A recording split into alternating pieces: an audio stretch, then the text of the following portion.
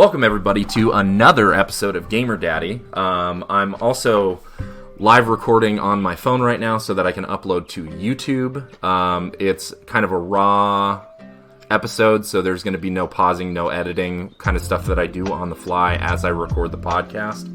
But I'm going to make it work. So before we get into today's game, which I know that both YouTube and Facebook and whoever else I can upload this to is excited to know what the game is. The platform is all excited to know what the game is. Everyone who listens to me is excited because I'm such an energetic person. But before we get into the game, a little bit of an update. I am actually a week behind. Again, my releases have been pretty sporadic. It's been hard to get time to actually release an episode weekly, and I'm really working on it, but with how things are going with my grandma, and then also inability to play games because of trying to take care of my grandma. Even though I do have a handheld that does help out a lot, really the only thing I've had time to actually play is mobile. And I wanted to get into that before I actually started this week's game because it has been pretty fun. A coffee break. So if you didn't know by my cup that my buddy Jared got for me, he has been on the podcast a couple times, best friend, my best friend in the entire world. I'm a big fan of Dragon Ball, Dragon Ball Z, Dragon Ball Super. Partially a fan of the GT. The story was okay. Anyways, so I'm looking on the App Store because I'm trying to find games to play in between playing retro games, because I don't always have time to play retro games at the moment, which kind of sucks because I run a retro gaming podcast. But I give up. I'm like, crap, I can't find anything that's interesting. Go on YouTube, watching videos on. I can't remember what the video I was watching. Damn lights are going out again. Anyways, start going to watch this video, see this ad for a game. Dragon Ball Z game, and I'm like, I'm gonna check this out because I have already played I spent like 2 years playing a Dragon Ball Z RPG mobile game, not Legends, not Dokkan Battle, a different game. Ended up like losing my login for that game, so I couldn't get back on, couldn't play, which sucked because I was like, I was actually kind of getting tired because the game was going through server mergers. And it went through one, and then I finally got to the point where I was number one on the server. And I was number one on the server for like 3 to 4 months. And it was really fun, really cool. They did another server merger, and everything, your team is based, like your team's abilities and skills are like create what the power level for your team is. And like, I think I was like in the like 90 millions or something like that. My team was so strong. And or it might have been like the 100 millions. I don't remember. 500 million, something like that. Anyways, they do another server merger, and it brings in like 70 new players from this other server, which is fine. It was fun. I log on the next day, and I'm like number 27, and almost everybody in the server that they merged from has like over 1 billion power level for their team, and I was like, oh crap. So fast forward a year from that time, and not being on the game, I find this new game. It's called Final Strike Destruction. It's a Dragon Ball mobile game. It's not an ad, by the way. I can't put in any of my own ads, but this is me talking about my experience with this game because I've been playing it for the past 3 or 4 days. Really enjoyed it. Very fun. Final Strike Destruction is a Dragon Ball game that starts off after Frieza blows up the Earth on Resurrection F. And instead of Whis bringing you back in time 3 minutes before, he brings you back to the beginning of Dragon Ball Z. All your powers are gone, blah, blah, blah. The thing I really liked about this game, and it is a stage-by-stage 6-person battle. So, like, you go into battle, you have your 6 team members. In the beginning of the game, you have 4. You have your 6 team members, and they run through the tutorial, and then you are left to your own. And there's so many different facets, events, blah, blah, blah, that you can go through. it is sometimes worth spending a little bit of money. I remember my second day in, they were running a promotion for a level, like a 6-star Super Saiyan Blue Goku. And I spent $4 and I got him, and it made the game way fun. Now, I'm kind of like, when I got that, I played another day and I was rolling like Super Saiyan 4 Goku, Super Saiyan 4 Vegeta, Super Saiyan Blue Vegeta, Super Saiyan Blue Goku, Whis, and Jiren. And now my team consists of Super Saiyan Blue Goku, Ultra Instinct Goku, or Omen, Ultra Instinct Omen, Goku, and Jiren, Trunks from the Goku Black Saga, and God of Destruction Topo. Game is incredibly fun. It has a competitive 6-on-6 tournament. Yeah, I don't know. Had a lot of fun on the game, and it's been taking away a lot of my retro gaming time. So I figured I'd bring it up because it is very fun. So if you get a chance, look it up on Google Play, or they might have it on Apple, but it's Final Strike Destruction. Get on there. I'm in server 633, and my name on there, along with every other mobile game I ever play, is Butts, Buttz. So yeah, check it out. It's a very fun game, and let's get into this week's game. Or I gotta quit saying this week, because it's not like I'm playing the same game. I start a game at the beginning of the week and play it. I kind of just start a game whenever I finish a game. So, and I haven't finished this game, so which kind of sucks because this game is really fun. But the game today we're getting into is Shining Soul. Shining Soul is an action role-playing game for the Game Boy Advance. It is part of the Shining series. Shining Soul is a reboot of the Shining series. The game was followed by a sequel, Shining Soul 2, in 2003. Both games were re-released in Japan in early 2006 as part of the Game Boy Advance Value Selection.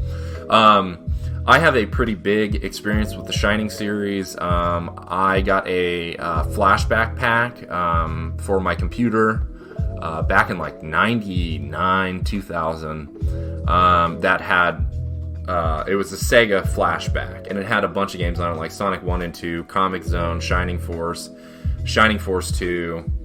They re-released it a bunch of times, but those like few games have like held true to my heart a lot, especially Shining Soul, or Shining Force, the original, because and the weird part about this flashback is if you try to play the second one, it would still play the first one. So anyways, these games are like a strategy-based RPG. You get so many units, and the enemy, you go on the field and blah, blah, blah. If you've played a strategy game, you know. Like, your units, but the cool thing about it is, like, each unit, as they attack, they gain so much experience, like most strategy games. The story is fun, the gameplay is fun, but this game differs greatly, and we'll get into that shortly. The game takes place in the land of Rune. The originals take place in Runefast, where a creature named Dark Dragon has gathered an army of darkness in an attempt to bring about the destruction of the world. Your character is a hero of the Shining Fleet, which has trapped Dark Dragon and its 5 generals in the region of Runefast, and is now preparing to make a final assault on the enemy forces. So the game, it contains 4 main classes: Warrior, Archer, Dragonaut, and Wizard. I've only played as the Warrior. It's the most balanced. It's normally always the most balanced class to play as. So it just makes the game easy. I do kind of want to play as the Archer or the Dragonaut or the Wizard, because like with games like this, you still get items dropped. You get items dropped for those classes, and you can't use them unless you are those classes. So, like, you'll get spell books and stuff. Main classes in several dungeons that involve hack and slash style fighting. The player can cycle between magic and weapons based attacks. As you progress through the game and gain levels, you are able to allocate points from your main stats, like strength and dexterity, as well as distribute skill points. Skill points allow you to raise your weapon and magic proficiency levels, and to raise the level of other abilities that are class specific, such as defense for the warrior, critical hits for the archer, and so on. And realistically for me on my playthrough, I think I'm like a level 17 or 18. I've been focusing mostly on my sword skill. I have two other weapons equipped that I can cycle through with the trigger buttons, but it's a sword, spear, and axe. But I've only used the sword because it's warrior specific. I think the Dragonaut is mostly either javelin or axe, and then the wizard probably uses staffs. What I would guess, or spell books. But anyways, as the warrior, you get very limited things. So you are stuck to mostly physical attacks, and then you get a charge attack, depending on how much you've upgraded your skill slot for the sword. Dictates how many attacks you do in that charge attack. I've done it a bunch of times. It's not always guaranteed to work. You miss a lot depending on whether, the automated roll system that they have in it, because even if it is a hack and slash, there's an automated, based on your stats roll. So, their dexterity versus your attack or your dexterity or whatever. I don't really know how it works, but that's the mechanic in the game. So you miss a lot. So sometimes if the enemy is a little bit stronger than you and you go to do the charge attack to run through them, you miss them a bunch. And it actually doesn't make it worth it, because you have to wait for it to recharge back up, or you have to. No, you don't have to do that. Sorry, you have to get away from them and recharge it again, and it does take time depending on how many skill slots you have. Being at only on level 4 or stage 4, dungeon 4, I'm not fully through the game because there are, I think, 7 levels in it, which each continually increase in how many dungeon floors you have to go through. So I think it's the first level you only have to go through 3 it's 3 or 4 before you get to the boss, and then now in this new one, level 4 or dungeon 4, you have to go 15 down, I think it is, or 10 down, something like that. And basically the way the game plays is it's hack and slash, so there's a lot of horde style, so it's a big open environment that you can run through for the map, but it does, as you progress into a new area, you'll get more enemies that run out, that just appear out of nowhere. Or as you're walking, an enemy will just phase in. Okay, so I've paused and come back. Probably looks weird on the YouTube because I just spent 15 minutes talking, but whatever. So I've decided I'm going to get into the villain stages of the game, talking about my experience with the villains. Beast King is a creature in the service of the Dark Dragon. He is the first area's boss in Shining Soul and is displeased with the player having killed his fellow beast. He engages in battle and attacks by curling himself into a sphere and rolling around in straight lines. He also fires blasts out of the snakes on his head, and when running low on HP after he is slain, he expresses his disbelief in his beating and how he wants to crush mortals as he hates them. Okay, so the Beast King, he does the roll around attack a lot, and you kind of have to wait until he stops and run up to him and just kind of spam the attack button. After a certain point, he does start shooting these white fireballs out that kind of hone in on you. But if you have bought enough healing items, and I think I was level 7 when I went in and encountered him. I made sure to level up a couple times before I did. He's kind of easy. You just kind of fill, I found the key to this game is you kind of just fill your inventory up with healing items you can buy that you can afford, and then you just keep attack, and then spamming. You can hurt the Beast King while he is rolling, but it is very hard, and he has to be in the kind of stationary position of his roll, and then you kind of have to wait for him to get out of it to go, like I said earlier, to run up and attack. Basic strategy I found for it is to just have as many healing items as you can have, and go in and attack him as much as you can. And in the second stage, you run into a boss called the Colossus. I think the second stage, like I said, has 7 or 8 floors to it before you get to the boss. This boss was a little different, so let me get into the information on this boss. I probably should update Shining Wiki because I've played through these battles. The Colossus is a boss of the Labyrinth of Death, a huge mechanical construct. He comes out from the floor with his head and takes jabs at the player with his hands while firing laser eyes at the player. Its main face is the weak point, and after enough hits, its sphere in its head comes out and rolls around trying to nail the player. After enough hits to the sphere, it blows, and the Colossus falls back into where it came from. So basically, if you're watching this on YouTube, the Colossus has an attack where it shoots a line of fire on one side of the screen. So if you're on that side of the screen, it goes all the way across and hits you. And then it does like slam attacks with its arms, maybe even I can't remember if it does a swipe attack. But anyways, basically you're avoiding the arms and just attacking the face. The sphere comes out and it rolls like the DVD symbol, and you're trying to avoid it. Never hits the corners, by the way. But basically you kind of run up as it's coming by you and you attack it, and it blows up. And by that point, you have killed it. It's actually one of the easiest bosses in the game to kill. The thing I found is, like, as long as you have enough healing items and you've updated your weapon and armor, you're gonna be fine. Most of the armor that's good in the game, you actually, for your class, you actually find in the dungeons. I've never actually bought armor from the merchant. I've mostly bought healing items. One thing that is really cool about this game that I forgot to mention when I was talking about gameplay, it sucks at the same time, because if you die in a dungeon, you lose like all your items, all your money. So I've gotten into the habit while playing this game to have at least one angel feather with me, which transports you back to the town, and then you can go back to the angels and talk to them, and it transports you back to that one location. It's kind of like the town portal in Diablo. Puts you back in the same location you were at. So anyways, running low on items, want to see if there's a new weapon, you want to like identify a weapon that you found, because maybe it's one for your class or equipment. Use the angel feather. They bring you back to town. I found what saves my ass, or my butt most of the time, is I'll go to, and it's right next to the item merchant, it's the bank, and you can store items, but you can actually store your money.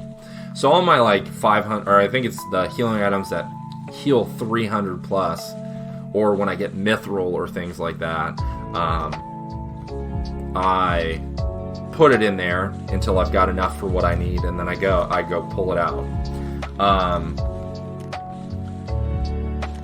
Whoa. Oh, okay. He looks... So, looking at this on fandom, I was like, I saw Shining Force 3, and I was like, wait a minute, this is not the enemy I found in the game. And then I look down, and I see the screenshot from the game I'm playing, and I was like, okay, never mind, that's it right there. So, in Shining Soul, he's one of the 5 generals of darkness working for the Dark Dragon. He does not pledge his true loyalty to the Dark Dragon and wants to rule all creatures. He fires blasts of flame out of himself in all directions that burst after a set distance, but they can be avoided by standing between them. He also teleports around and has other attacks suck as firing horizontal lasers, and launches 4 shots that hone in on the player but can be avoided. After the final blow is struck, he falls, claiming to be master and that deities will worship him. So basically in Shining Soul, so his name is Bullzone, but in the first screenshot he looks super awesome. Shining Soul, he basically kind of looks like a little dragon statue. Doesn't have a whole lot of animation besides his attacks. Basically dragon with wings out. He kind of hops around as he looks like a chess piece almost. And then the irritating part about the battle is he does teleport, so when he teleports you have to run and find him, and then he kind of has a minute where he waits and then he starts attacking. So rinse and repeat the old system. Buy as many health items as you can, update your weapons, and go attack him. This battle wasn't so bad. I just spit everywhere. Oops. This battle wasn't so bad, but the teleportation was kind of annoying, and did make it a little challenging. Okay, so now we're getting into unexplored territory for me. So this is new. The boss for this next stage, the one I'm on, is called Michaela. Let me get some coffee for this one.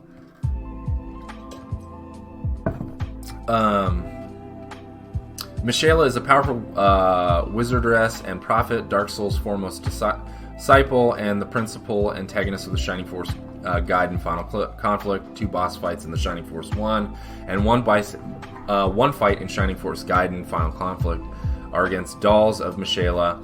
Michaela is in the first game, and Michaela wears like a mask the entire time. I thought he was kind of, I guess it's a she, but I thought they were kind of a jerk. Michaela herself also appears as a boss in Final Conflict. An alternate universe version of Michaela appears in Shining Soul.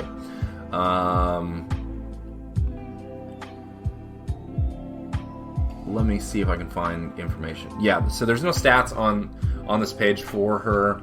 I would assume that she does fire magic. Oh wait, here we go.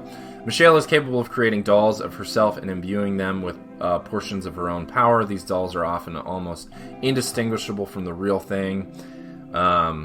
Yeah, that doesn't explain much. Sorry guys. Feel like I let you down on that one. Next one is Iom. I-O-M.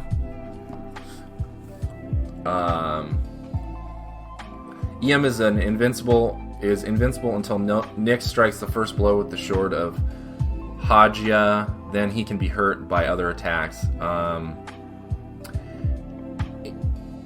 So in Shining Soul, he is one of the 5 generals of darkness, serving the Dark Dragon, obviously. He can smell mortal blood and wants it as wine. He fights by firing a beam of rings down the center of the screen and blasting White Skull's skull attacks in 3 directions. He also summons 2 enemies who respawn and chase you. He also has an aura blast surrounding him that damages you if you get too close. After being defeated, he says that his blood has fallen to the earth, and when the world is engulfed in darkness, the blood will summon his body and revive it. He kind of looks essentially like, let me see if I can zoom in and explain this better. He essentially looks kind of like Death. Oh, here we go. Is it going to do it? Yeah. So basically he looks like a mixture between kind of like Death. He's got horns, one eye. Well, not Death. He doesn't look like a skeleton. He's got 4 demon wings, 2 skeleton arms. That's why I thought he was Death. He's got like this gaping maw in the center of his chest. He doesn't have legs. He's kind of like sucked into the ground, a part of the ground. I think he probably is a stationary boss. And he's got this weird purple head with 2 horns, 1 eye, and like octopus teeth. He kind of looks like an octopus face with horns if it had one eye. Kind of sad I'm not going to experience his boss for the podcast. I'm going to experience after, but that's just kind of the thing that happens when you don't have time to do it. You still have to do your awesome secondary podcasting job you don't get paid for. Next boss that you run into is called Xeon. Girl from the 21st. I don't remember what it is. Xeon is the main. Okay, so they're the main antagonists in Shining Force 2. King of Devils, sealed at the ground seal of Garnasil. Let me see. In Shining Soul. Okay, so it looks like in Shining Soul it's just a big hairy face. Like it's got a hairy aura that floats around it and has like a demon, like a hag demon type face. Looks like an old lady, basically. Just her head, a gigantic version of an old lady head, hair floating in the wind, and just trying to bite you, I guess. Or, so he's working for Dark Soul, obviously, for the Dark Dragon, and is encountered in Deal Waterway. He says he is surprised the player made it this far, and admits to underestimating the player. He vows not to be defeated, and fall behind Dark Soul and begins the fight. He attacks by ducking in and out of the water pools like a whack-a-mole game and releases poison in either a blast or a 4-way shot from him. He also takes swipes at the player when close enough. He can't be touched underwater, but when he comes up, he is vulnerable. At times, he leaves the arena and swims around the stone platform before returning to the fight. After the final blow is struck, he expresses disbelief that he could be beat by someone like the player. he says he'd never accept it and says he'll wait for Dark Soul at the bottom of the earth. So basically, apparently there's pools in the stage that he goes in and out of. I assume it's just kind of the head that pops out, and maybe they have a sprite of the arm swiping across. But for how limited the game was and how limited the graphics were for Game Boy Advanced, I can't see it being anything too crazy. On to the next one. Dark Soul. Now, I played Shining Into the Darkness, which is the very first Shining game for the Sega. That's before Shining Soul 1. It's a first-person dungeon crawler, so like there's no real... Everything is like text-based until you get into the dungeon, then it's like whoever your party is. Everything's text-based. You get into the dungeon, you explore around. Anyways, playing through the game, I got to Dark Soul. He's the second to last boss because always Dark Soul is the one that is reviving the Dark Dragon and trying to create chaos for the Dark Dragon to ensue or whatever. Always a hard boss, like legitimately always a super hard boss. Uses a lot of magic attacks that do a lot of damage to multiple characters. Never got to him in actual Shining Soul, and I probably should have, but yeah. We'll see what it says here. Dark Soul is one of the three Devil Kings and appears in the game Shining Force, The Legacy of Great Intention, Shining Force Resurrection of the Dark Dragon, Shining Force Gaiden Final Conflict, Shining Soul, and Shining Force 3 Premium Disc. Wow, Premium Disc. Trying to see if I can see the sprite of him on Shining Soul. Oh, that's cool. So he actually is a little sprite in Shining Soul. So we had to pause again because, unfortunately, the the fandom community, they don't have a whole lot of him for Shining Soul. Because you don't have allies in Shining Soul. But anyway, so I'm assuming that because it's his character, he's a dark magician, like in Yu-Gi-Oh! He uses magic attacks. He is a little sprite, so I would assume he either teleports around or chases you around and shoots like fireballs at you. But I can't, or like electricity at you, but I can't see him like doing a ton of physical swiping attacks at you. It just doesn't make sense for his character type. Damn it. Go back here, son of a bee. I hate when stuff doesn't work out right.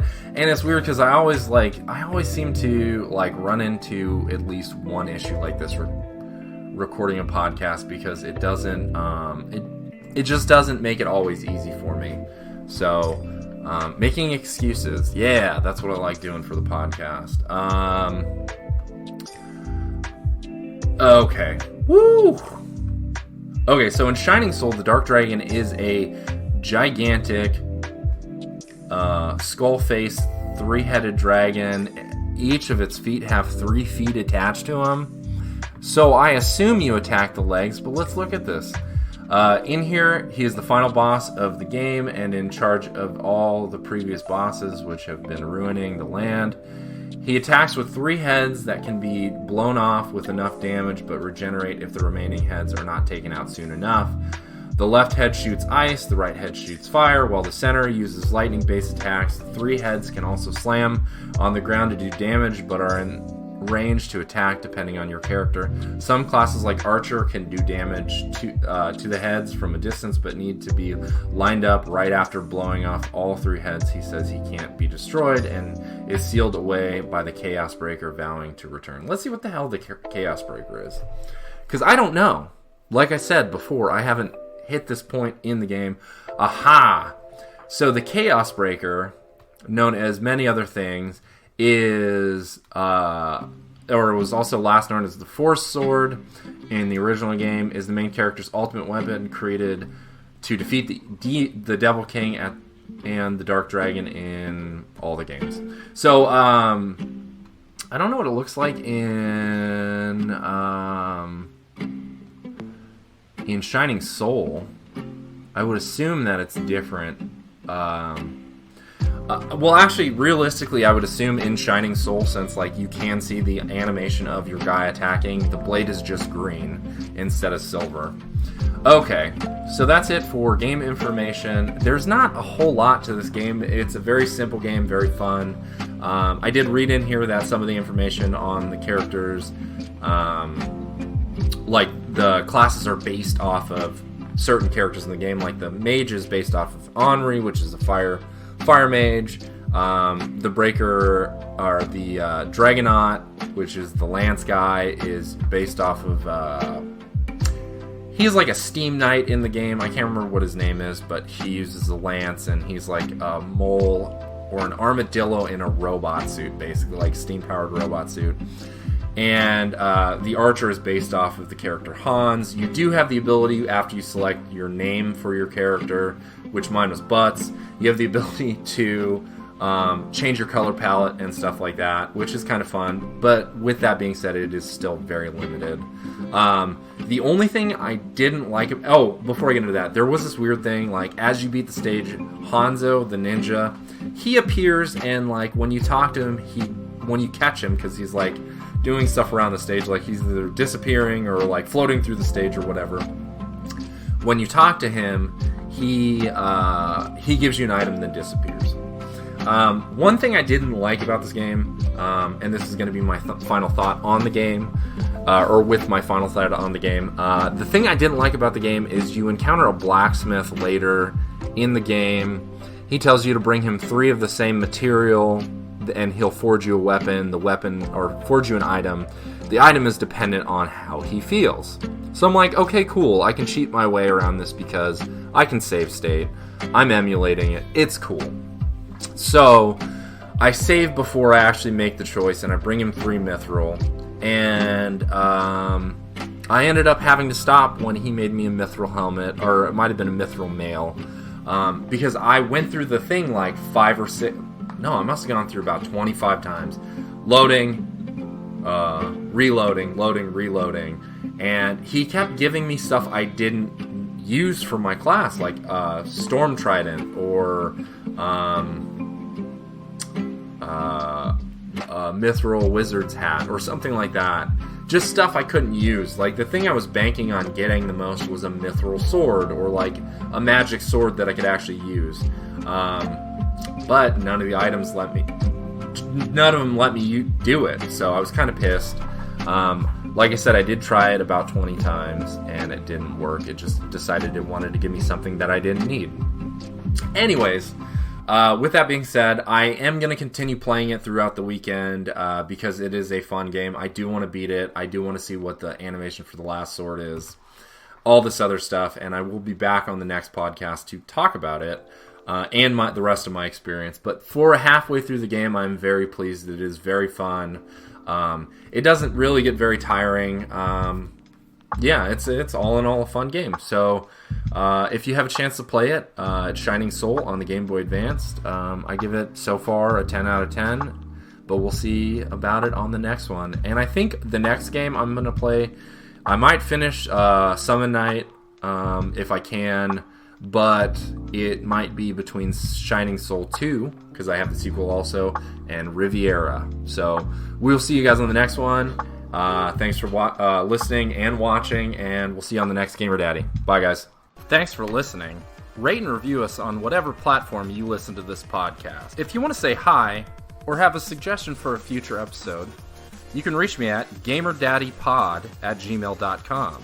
All feedback is welcome. The intro theme is Cascade by Cubby, and the outro is A Story to Tell by Sonatix. Thanks for listening, and we'll see you on the next Gamer Daddy. And, by the way, to clear this up, I'm the host, not Josh.